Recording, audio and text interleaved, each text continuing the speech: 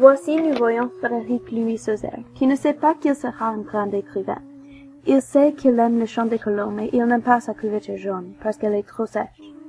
Ce matin, sa mère lui chante, et il se souvient des oiseaux. Il est content.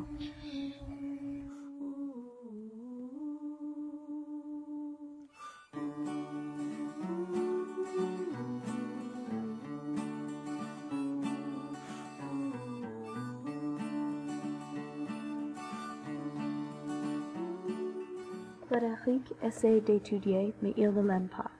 Il rencontre d'autres personnes qui l'encouragent à essayer d'écrire. Quand il trouve des instruments d'écriture, sa vie change.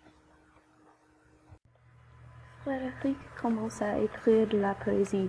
Il écrit son premier recueil de poésie là, qui s'appelle Séquence. Il a oublié sa couverture jaune, mais il aime encore le chant des oiseaux.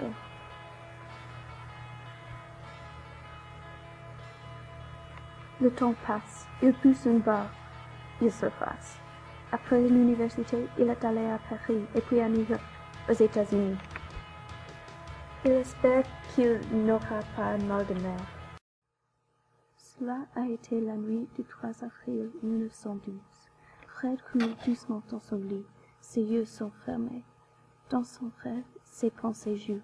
Il imagine le feu et des images de son enfance. Frédéric se lève, il se redresse et crie « Je m'appelle Blaise Centrard ». Après, il tombe dans son lit et il se rendort.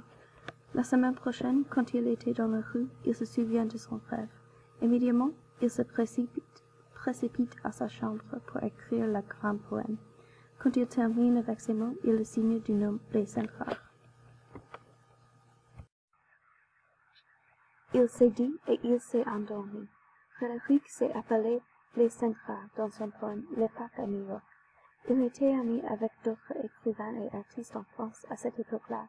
Avec Sonia Delaunay-Terre, il a créé un livre qui s'appelle La prose du Transsibérien et de la petite Han de France, qui combine l'écriture et l'art moderne. Au cours de la Première Guerre mondiale, il s'engage dans la Légion étrangère française pour combattre et a perdu son bras droit en bataille. Il a commencé à écrire des romans et à voyager partout dans le monde parce qu'il avait la bougeotte.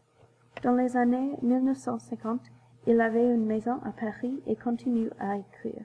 En 1957, il a eu un accident vasculaire cérébral et il est mort peu après.